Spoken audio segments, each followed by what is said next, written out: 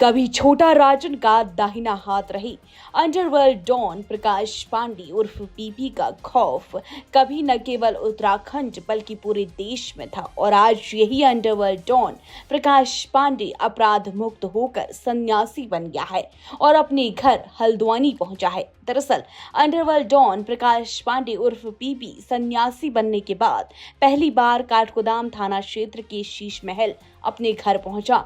उसने अपने पिता के पीपल पानी में आने के लिए कोर्ट से पैरोल मांगी थी।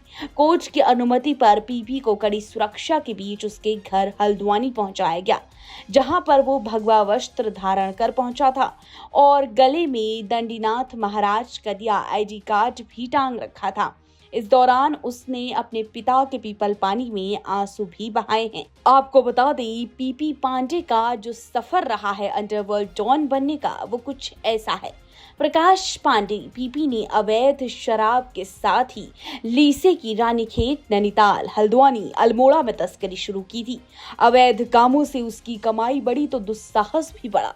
उसने और रुपए कमाने के लिए मुंबई जाकर डॉन बनने की ठानी। फिर 90 के दशक में उसने अकेले मुंबई का रुख कर लिया। पीपी के मुंबई पहुंचने के दौरान देश बाबरी मस्जिद विध्वंस के बाद फैली सांप्रदायिक हिंसा की आग में जल रहा था। इस दौरान देश में मुंबई ब्लास्ट हुए, जिसका मास्टरमाइंड दाऊद बताया जा रहा था। जहां एक ओर देश दंगे की आग में जल रहा था, तो वहीं दूसरी ओर छोटा राजन ने दाऊद इब्राहिम से अलग होकर अपना अलग गैंग बना लिया था।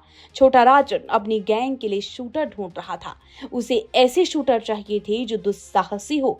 इस दौरान मुंबई के सेंट्रल रेलवे स्टेशन पर प्रकाश पांडे पीपी की मुलाकात छोटा राजन गैंग के गैंगस्टर पुनीत तानाशाह और विक्की मल्होत्रा से हुई। दोनों ने प्रकाश पांडे की मुलाकात छोटा राजन से करवा दी। प्रकाश पांडे पीपी को मुंबई का डॉन बनना था, तो वो छोटा राजन की गैंग में शामिल होना चाहता था। लेकिन छोटा राजन गैंग में भर्ती करने से पहले सामने वाले का दुस्साहस और भरोसा परखता था। इसीलिए छोटा राजन ने पीपी को एक कॉन्टैक्ट किलिंग का ठेका दे दिया। ये किसी छोटे मोटे इंसान को मारने का कॉन्टैक्ट नहीं था, बल्कि राजनीति के एक दिग्गज नेता की हत्या का था। पीपी के सिर पर मुंबई का डॉन बनने का भूत सवार था। इसीलिए पीपी ने उसी नेता को सुरक्षा के घेरे को तोड़कर माथे के बीचों बीच गोली मारकर उड़ा दिया और ऐसे ही वह अंडरवर्ल्ड की दुनिया में कदम रख चुका था। मुंबई को बम धमाकों से दहलाने के बाद दाऊद इब्राहिम भागकर पाकिस्तान में जाकर छिप गया था। छोटा राजन ने दाऊद इब्राहिम को मारने का प्लान बनाया ताकि उसकी गैंग मुंबई में अपना खौफ पैदा कर राज कर सके। लेकिन समस्या ये थी कि दाऊद इब्राहिम को मारने के लिए पाकिस्तान कौन जाए। तब उत्तराखंड से गए प्रकाश पांडे यानी कि पीपी ने मिशन को लीड करने का ऐलान कर दिया और दाऊद को मारने के लिए पाकिस्तान पहुंच गया।